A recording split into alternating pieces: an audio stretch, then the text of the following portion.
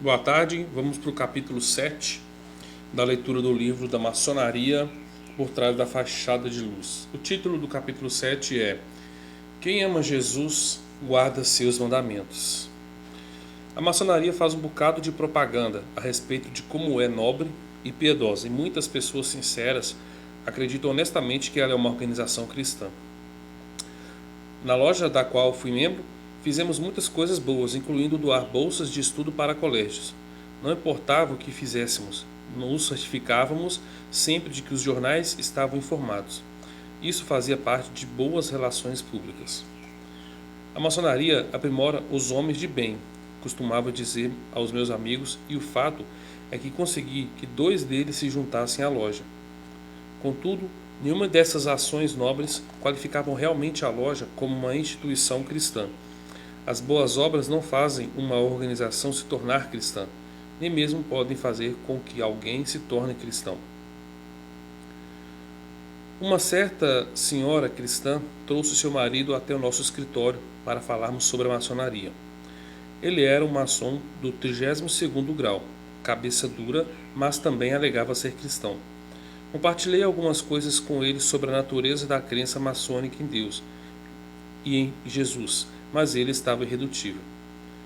Ele disse que era membro do templo e tinha visto como muitas crianças necessitadas tinham sido ajudadas pelos hospitais maçônicos. Ele me perguntou como uma coisa tão maravilhosa assim poderia ser realizada por uma organização que era tão pagã quanto eu afirmava. Falei a ele dos grandes hospitais e igrejas que haviam sido construídos na cidade com dinheiro doado pelos líderes da máfia que eram católicos. Quando parte desse dinheiro provavelmente foi doado no esforço orientado de forma incorreta de expiar seus crimes. Perguntei-lhe se isso fazia da máfia uma organização cristã. Deveríamos todos nos integrar à máfia por causa das suas obras boas? Suas orelhas enrubesceram e ele disse que não, que provavelmente não deveríamos. Então perguntei a ele se percebera que a máfia, com seus juramentos secretos, seus símbolos e suas vendetas, confrontos sanguinários entre famílias, era de fato algo criado por maçons. Ele negou, é claro, e eu lhe apresentei a evidência de que o colega maçom europeu Albert Pike, um Mazzini, esteve envolvido na criação da máfia. O pobre sujeito finalmente desejara ouvir a razão e a orientação da Bíblia. Isso mostra como é falacioso o fato da maçonaria apontar para suas organizações de caridade para provar que é válida como cristã. Esse capítulo trata de forma breve da questão de a loja ser ou não fiel aos mandamentos de Deus. Quando maçons mencionam suas obras, estão seguindo um ponto de vista religioso antibíblico de como se pode agradar a Deus.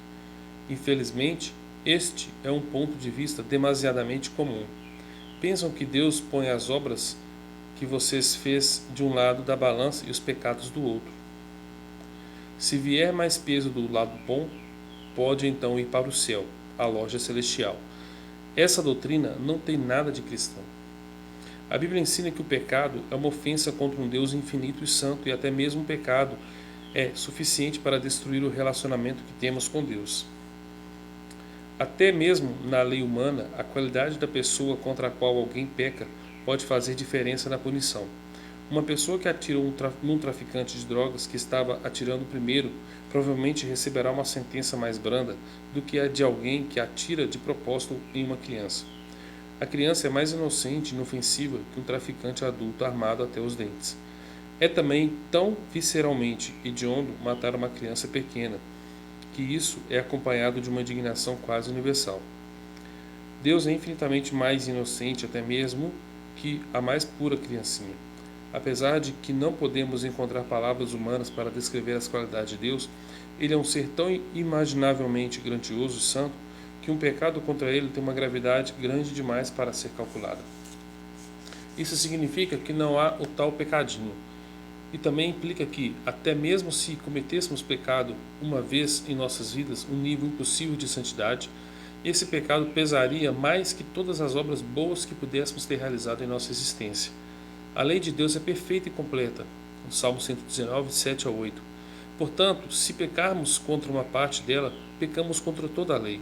Se você atirou no pé de uma pessoa, será acusado de agressão à mão armada. Até mesmo se atirar em uma parte relativamente menor do corpo humano, será ainda acusado de agressão contra a pessoa inteira. Não será dada uma sentença inferior por agressão ao dedo do pé. A Bíblia ensina que, pois qualquer que guardar toda a lei, mas tropeçar em um só ponto, torna-se culpado de todos. Tiago 2,10. Essa é a razão pela qual todas as ações, todos os hospitais e instituições de estudo no mundo não poderão resolver o único pecado. Isaías declara: todos nós somos como imundo, e todos os nossos atos de justiça como trapo da imundícia. Todos nós caímos como a folha, e nossos pecados como o vento nos arrebata. Isaías 64:6. Portanto, não podemos confiar numa abordagem do tipo: o bem pesa mais que o mal. Devemos, para sermos honestos com as Escrituras, concluir que não há um justo, nenhum sequer, conforme Romanos 3,10, e que todos pecaram e carecem da glória de Deus, conforme Romanos 3,23. Por isso, ao examinar a maçonaria, precisamos deixar de lado com cuidado, mesmo que relutantes, todos os seus atos de caridade. Todas essas coisas, aos olhos de Deus, são como trapo de imundícia. Em nosso ministério como maçons, recebemos um monte de cartas de pessoas da maçonaria às quais foram dados nossos livros e que se sentiram ofendidas. Certa vez um sujeito escreveu e anexou um calhamaço de recortes no jornal da cidade. Cada um deles continha algum maravilhoso relato de caridade feito pela maçonaria. Havia mais ou menos uma dúzia de retratos de um mestre da loja cumprimentando pessoas, as quais presenteava com um cheque. Escrevi a resposta e perguntei se ele percebia o quanto sua loja estava distante dos mandamentos de Jesus, que ensinou aos seus discípulos. Guardai-vos de praticar vossos atos de justiça diante dos homens, para serdes vistos por eles. Se o fizerdes, não tereis galardão junto de vosso Pai que está nos céus.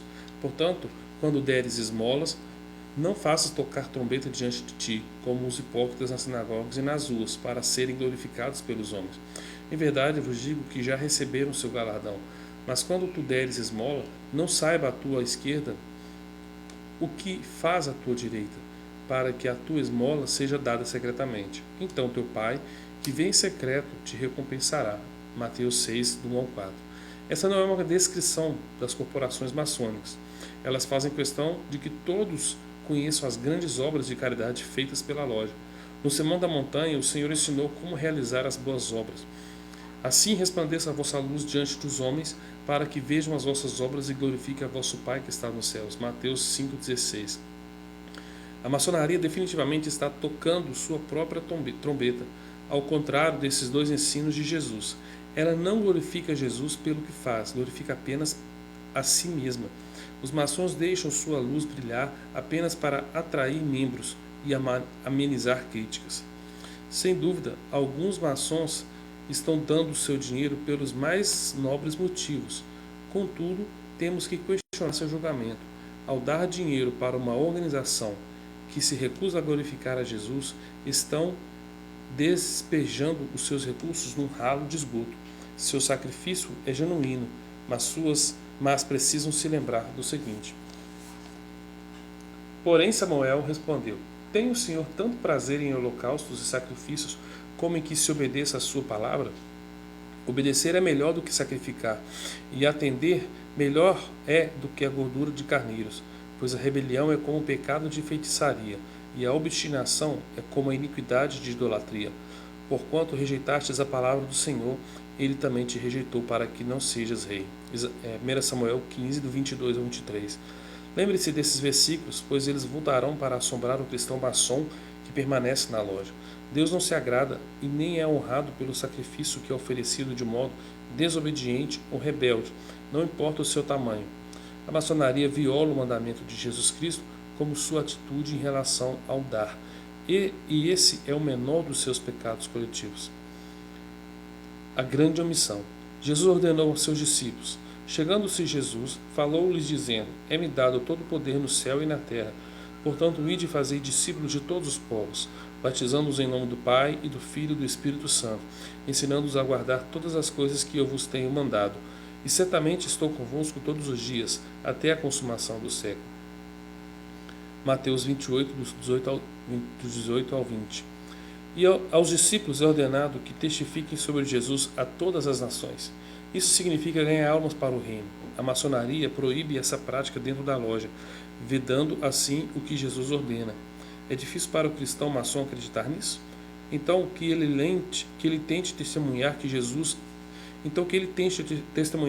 a outro maçom e veja o quanto é capaz de avançar antes de ser repreendido. Pode ser que haja lojas nas quais todos são cristãos e isso seja até tolerado, mas essas não são lojas regulares e bem governadas. Por exemplo, o Texas Ritual Monitor, a fonte básica do dogma maçônico, proíbe toda discussão sectária dentro dos aposentos da loja. O monitor do rito escocês ensina: ninguém tem o direito de ditar algo a outro em questões de crença ou fé. Nenhum homem pode dizer que tem a posse da verdade, como ele tem a de um bem. Albert Pike ensinou que o credo do maçom assegura o seguinte: ninguém tem qualquer direito, de modo algum, de interferir nas crenças religiosas de outro.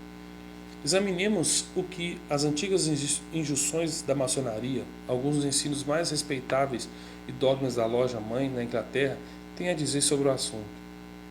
Elas datam de 1723 e são parte dos princípios de maior autoridade da moderna maçonaria, que, segundo se crê, iniciou em 1717. Bom, então aqui já vê que o livro, pela primeira vez, o livro mostra o início da maçonaria como instituição secreta, correto? Que é 1717. A gente vai entender mais para frente que a maçonaria ela não iniciou de verdade aí. Aí é como se ela tivesse virado uma instituição secreta com rituais religiosos, mas existiu uma ordem maçônica dos profissionais liberais que eram pedreiros medievais que trabalharam na construção de vários castelos e igrejas católicas mundo afora, né, aqueles monumentos maravilhosos com aquela arquitetura única. Então eles tinham ali uma associação, digamos assim, onde que essa associação eles preservavam os segredos da engenharia, da matemática, de tudo que eles usavam, das atividades de pedreiros deles, que era uma coisa muito requisitada, né, na época. Não eram qualquer pessoas que conseguiam fazer aquelas construções maravilhosas. E isso existia desde o século, se não me engano, século 8, século 9, mas aqui no século 18, em 1717, a maçonaria então ela se torna uma instituição ali com rituais religiosos e outras coisas ali ocultistas, ok? Então, examinemos, vou repetir esse parágrafo aqui, examinemos o que as antigas injunções da maçonaria, alguns dos ensinos mais respeitáveis e dogmas da loja-mãe na Inglaterra, que foi onde a maçonaria surgiu, né, essa maçonaria surgiu, tem a dizer sobre o assunto. Qual assunto? O assunto da questão de se falar de outra religião, de falar de Jesus na maçonaria. Essas injunções datam de 1723 e são parte dos princípios de maior autoridade da moderna maçonaria, que, segundo se crê, iniciou-se em 1717. Vamos lá, 2 pontos. Abre aspas. Mesmo nos tempos antigos, afirmou-se que os maçons de cada país eram da religião daquele lugar ou nação, qualquer que fosse ela. Contudo, hoje, entende-se isso mais como um expediente destinado exclusivamente a forçá-los àquela religião com a qual todos concordam, deixando para si mesmos suas opiniões particulares. Fecha aspas. Então esse enunciado que eu acabei de ler, ele vem de 1723, lá da Inglaterra, né, da maçonaria inglesa. Todas essas fontes deixam claro que a maçonaria tem julgado conveniente deixar de lado os mandamentos de Cristo e insistir para que os maçons que alegam ser cristãos desobedeçam a Jesus como condição para participarem de seus ritos. Isso é bastante ruim, mas as coisas são ainda pior do que parecem. Então, uma outra característica da maçonaria: é impossível pregar Cristo na maçonaria. Não é permitido. Não é permitido essa prática, né, de falar de Jesus para outro maçom. No dizer deles, você precisa respeitar a religião da outra pessoa. E óbvio que eles utilizam esse eufemismo, mas na prática é porque Satanás não quer que a pessoa ouça de Jesus lá e seja liberta. Talvez nenhum elemento da maçonaria da loja azul seja mais problemático para o cristão do que a questão dos juramentos. Os cristãos crentes na Bíblia veem dois problemas com os juramentos. O primeiro é que eles existem, e o segundo é que o juramento envolve a submissão pessoal do candidato a um horrível assassinato, se em algum momento quebrar os votos. Precisamos deixar que a Bíblia interprete a si mesma, em vez de permitir que homens a interpretem por nós. 2 Pedro 1,20. Apesar de que muitos cristãos têm enfraquecido seu padrão quanto a esse assunto, Jesus ensinou claramente que não devemos fazer nenhum tipo de juramento. De fato, Jesus fez a questão de se fazer bastante claro sobre isso, enfatizando repetidas vezes esse ponto no Sermão da Montanha. Ouvistes também que foi dito aos antigos: não perjurarás, mas cumprirás teus juramentos ao Senhor. Eu, porém, vos digo: de maneira nenhuma jureis, nem pelo céu, por seu trono de Deus, nem pela terra, por ser o estrado de seus pés, nem por Jerusalém, por ser a caridade do grande rei, a cidade do grande rei. Não jureis pela tua cabeça, pois não podes tornar um cabelo branco ou preto. Seja, porém, o vosso sim, sim, e o vosso não, não. O que passar disto vem do maligno. Mateus 5, do 33 a 37. Isso deveria concluir o assunto, mas de forma surpreendente, vários cristãos fazem juramentos quando se unem à loja, sem mesmo se darem conta. Para que não seja esquecido o mandamento registrado no livro de Mateus, este volta a ser repetido em outro lugar. Mas, sobretudo, meus irmãos, não jureis nem pelo céu nem pela terra, nem por qualquer outro voto. Seja, porém, o vosso sim, sim, e o vosso não, não, para não seres condenados. Tiago 5,12. Mais uma vez temos um mandamento claro contra qualquer tipo de juramento. Tiago até mesmo o antecede com a palavra sobretudo. Essa é uma linguagem bastante forte. A ordem maçônica ordena solenemente o que Jesus proíbe, e proíbe exatamente o que ele ordena. Como algo assim pode ser cristão, quando na verdade está indo contra o autor da fé cristã? Entrando numa furada. Suponhamos que eu peça a você para comprar uma casa de mim, às cegas. Eu dou todas as garantias de que é uma casa maravilhosa, com centenas de metros quadrados e com todos os acessórios. Tudo o que eu peço por ela é apenas $1 milhão em dinheiro. Também quero que você me dê o dinheiro antes mesmo de ver a casa, ou saber se ela existe, ou até mesmo se sou de fato o dono. Evidentemente você seria um louco se aceitasse uma oferta assim e me desse o dinheiro. Nenhum adulto compraria uma casa sem antes vê-la e sem se certificar de que eu teria de fato o direito da venda sobre ela. Seria fazer um negócio às escuras. Contudo, muitos homens de negócios inteligentes que nem mesmo comprariam um título de clube Contudo, muitos homens de negócios inteligentes que nem mesmo comprariam um título de clube, quanto mais uma casa, sem examinar tudo com detalhes, são capazes de entrar em uma furada quanto ao seu destino espiritual quando entram para a maçonaria. Como sabemos, o maçom entra na loja supostamente ignorando, na verdade, tudo o que vai acontecer lá dentro, uma vez que os segredos só serão revelados para membros ou candidatos. Pede-se ao candidato cristão a iniciação maçônica, que dispa suas roupas e retire todos os metais. Ele é vendado depois de ser vestido com um pijama azul, engraçado, com um buraco cortado no peito e sem as pernas. Uma corda é colocada em torno do seu pescoço e ele é conduzido até a porta da loja. Ele bate na porta e uma voz confrontadora ecoa de dentro. Quem vem lá? Ele está totalmente confuso, de modo que o sujeito que está guiando diz em seu lugar: Senhor, o qual tem estado nas trevas e que agora busca ser trazido à luz e receber uma parte dos direitos e benefícios da venerável loja, erguida por Deus e dedicada a São João, da mesma forma que todos os irmãos e companheiros que já fizeram.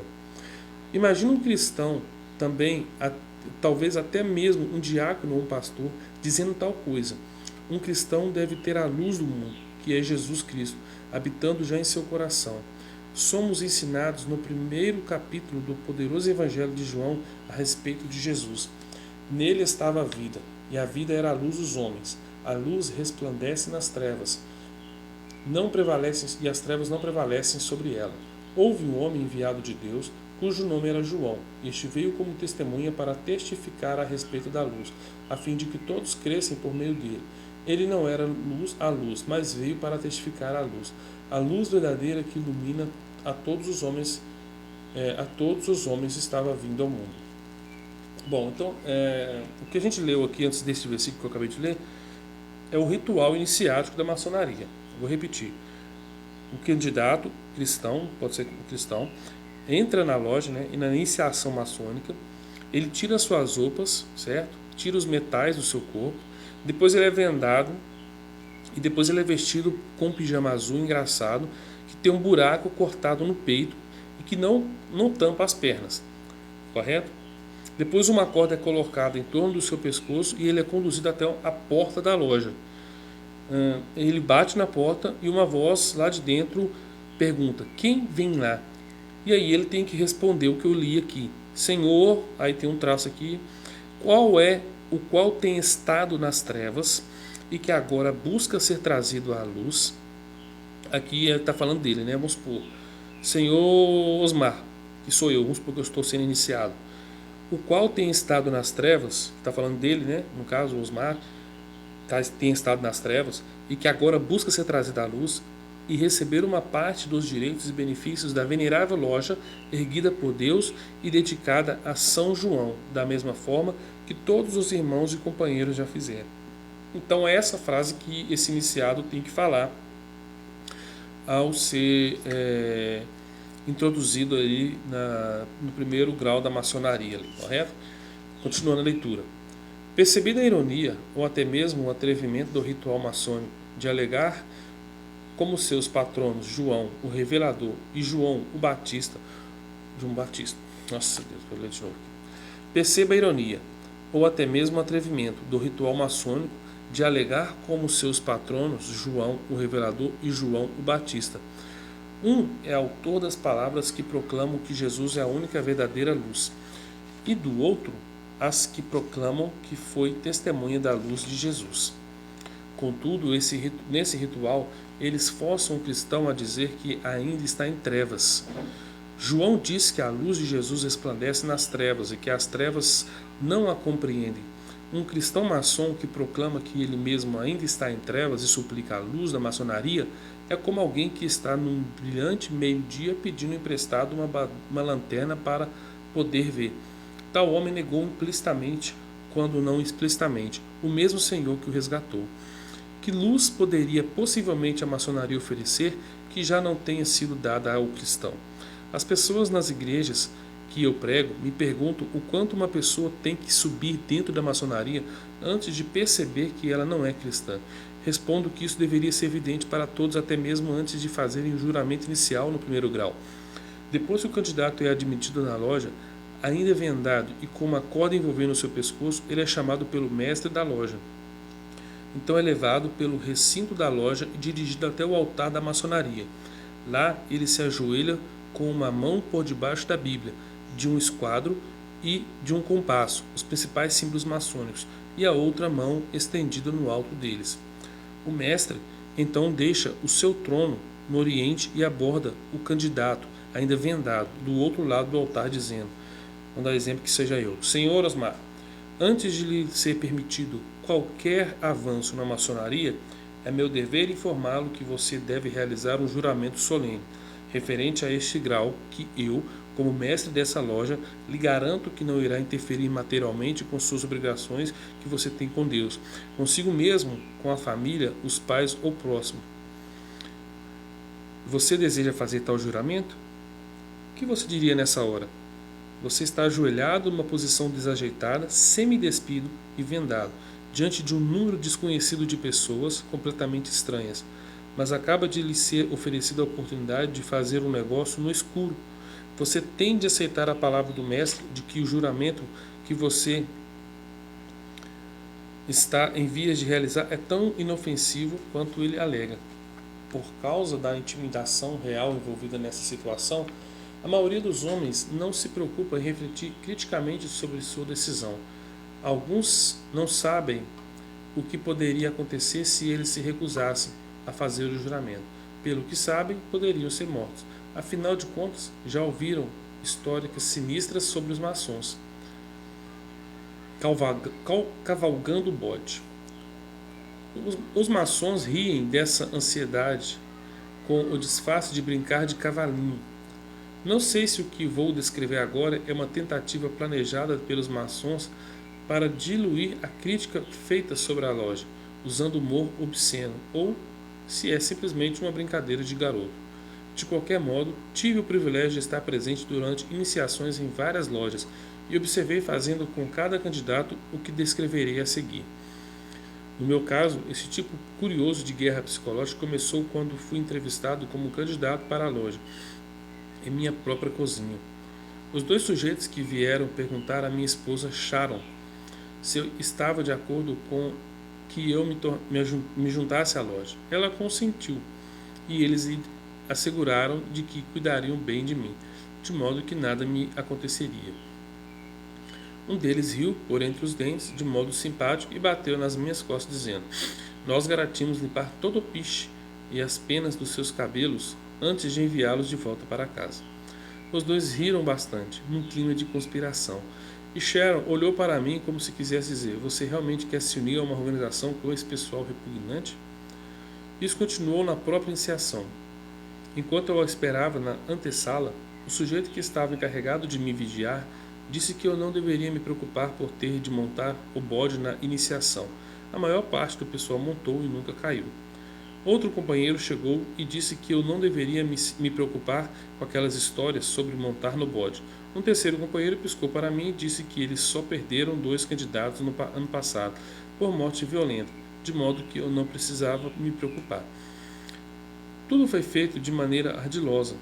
Em muitas das iniciações que observei, ou que realmente tomei parte, vi diversas variações desse tipo de humor da fraternidade. O único elemento comum nas muitas piadas e alusões perturbadoras foi esse negócio de cavalgar um bode. Isso é interessante quando recordamos o que Albert Pike ensina sobre o bode de Sabá das bruxas e a forma com que as bruxas da Idade Média indicavam sua dedicação a Satanás. Elas tinham de concordar com uma relação sexual com bode, geralmente um sumo sacerdote equipado com uma cabeça de bode, mas ocasionalmente uma figura realmente demoníaca que era semelhante ao bode. Ou tinham de efetuar o assim chamado osculum infamum, beijo obsceno, que envolvia beijar o traseiro do bode, para demonstrar sua fidelidade a Satanás. Eu não tive de cavalgar o bode, nem fiquei cheio de piche e penas durante a minha iniciação, nem nada parecido. Contudo, tal gozação pode deixar um candidato muito nervoso, a ponto de ficar relutante em deixar de cooperar, quando confrontado com a possibilidade de se recusar a fazer esse misterioso juramento.